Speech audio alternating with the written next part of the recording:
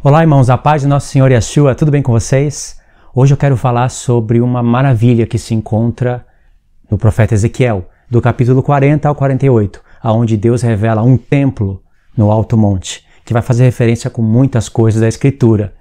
Só que eu quero resumir, eu vou falar especificamente o que está no capítulo 47, que é sobre o Rio da Água da Vida. Muitos de vocês devem conhecer isso.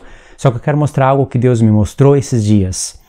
Eu só quero contextualizar um pouquinho o livro. Na verdade, do capítulo 40 ao 48, né? Só para vocês entrarem dentro do assunto e entender o que eu quero passar para vocês. Ezequiel, do capítulo 40 ao 48, vai ter um paralelo muito grande. Na verdade, o profeta Ezequiel ele vai ter um paralelo muito grande com o livro de Apocalipse. Porque Ezequiel ele vai comer um livrinho, escrito por dentro e por fora, Deus vai dar para ele. E ele vai comer, vai ser doce como mel no estômago dele. E ele vai acabar a sua profecia numa cidade que é muito semelhante à de Apocalipse.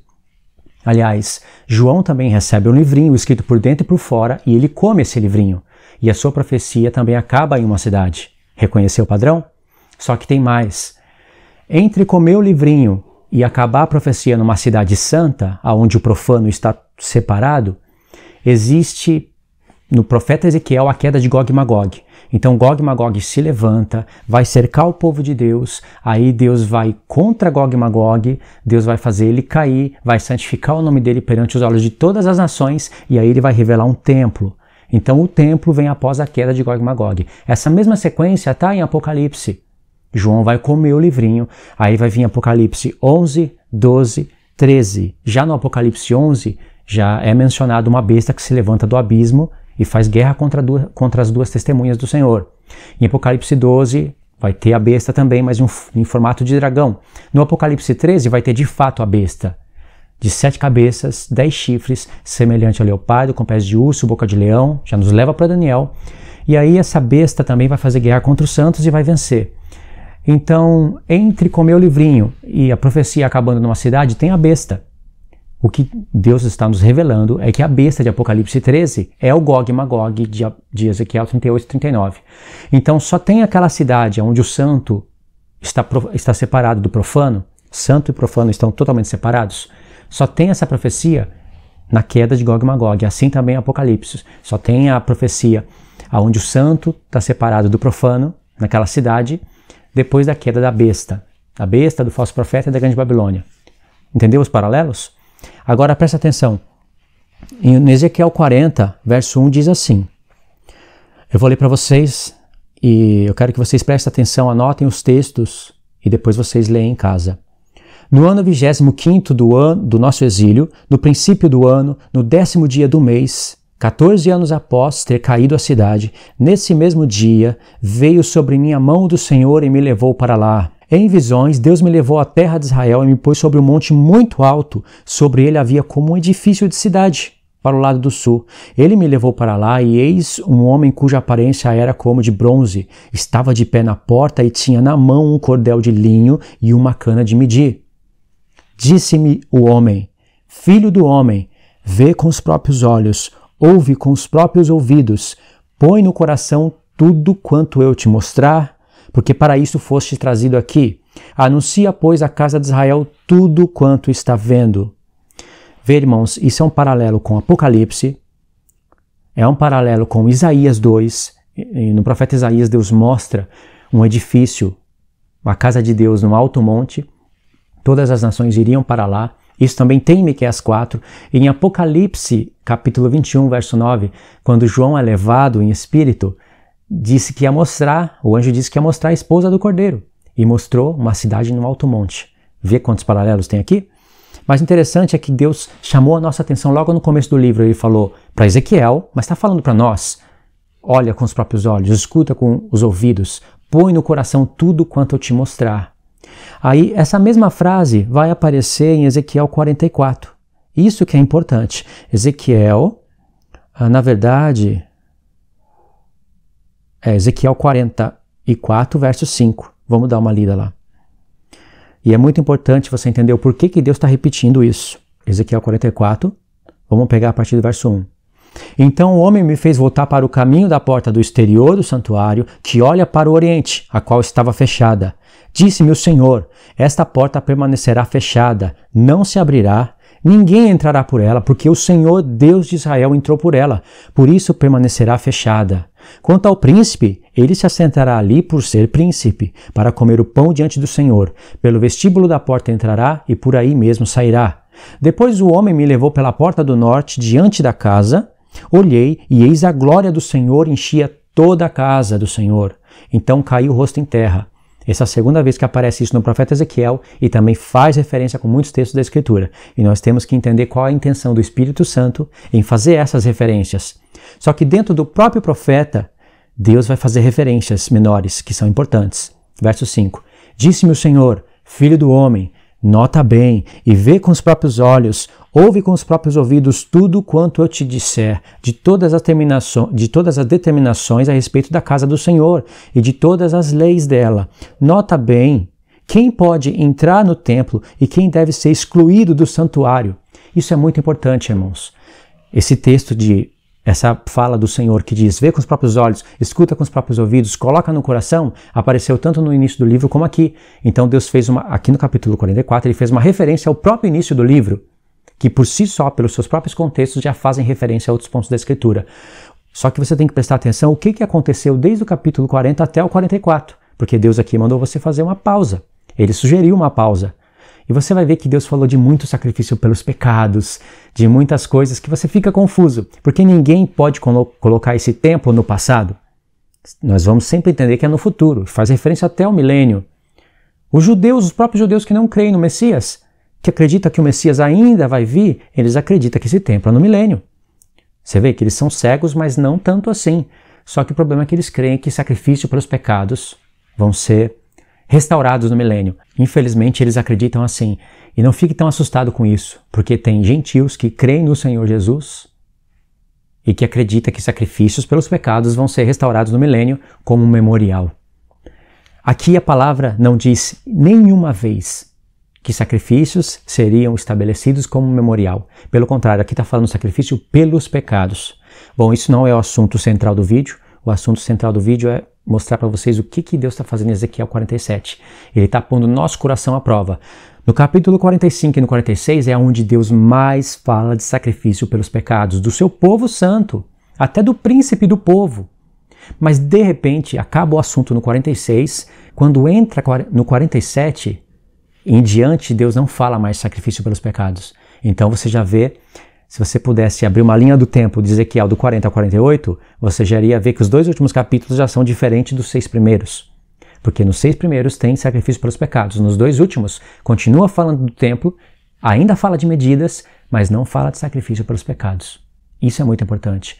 Porque no capítulo 47, Deus ia fazer uma reviravolta. Iria mostrar o porquê dessa fala dele. Essa fala dele aqui, como ele diz em Ezequiel no capítulo 43, seria para envergonhar o povo dele. Ele iria usar um povo no futuro, entendido da palavra de Deus, sabendo o que é santuário de Deus, o que é casa de Deus, o que é sacrifício, qual seria mesmo a vontade de Deus. Ele iria usar esse povo para envergonhar os incrédulos. Por exemplo, Pedro, dentre tantos outros textos e apóstolos, poderia usar Pedro, dizendo que ele disse que nós somos a casa de Deus. A casa espiritual, a casa de Deus está aqui, no Antigo Testamento, né? Tem vários pontos, mas Pedro fala, vós sois casa espiritual, para oferecer sacrifícios espirituais a Deus.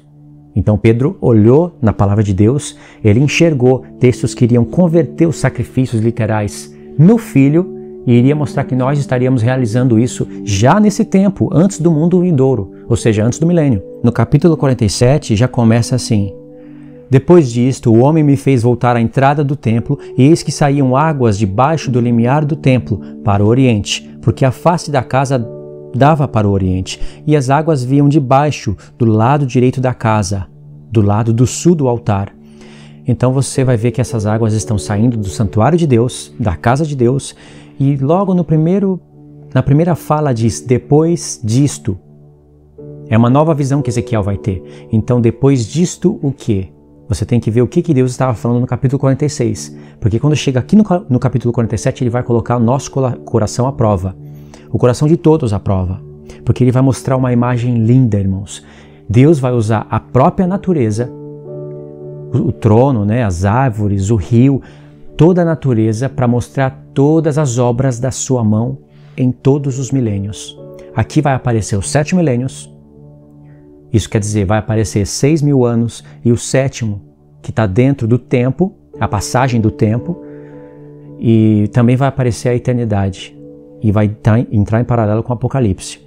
Aí diz assim: ele me levou pela porta do norte e me fez dar uma volta por fora, até a porta exterior, que olha para o oriente, e eis que corriam águas do lado direito. No verso 3 diz assim: saiu aquele homem para o oriente, e tendo na mão um cordel de medir, mediu 1000 côvados e me fez passar pelas águas, águas que me davam pelos tornozelos. Você vê que esse homem tinha na mão um cordel de medir. Lembra que no começo do livro tinha um cordel e uma cana? Está medindo com um cordel, são côvados comuns, e mediu 1000 côvados.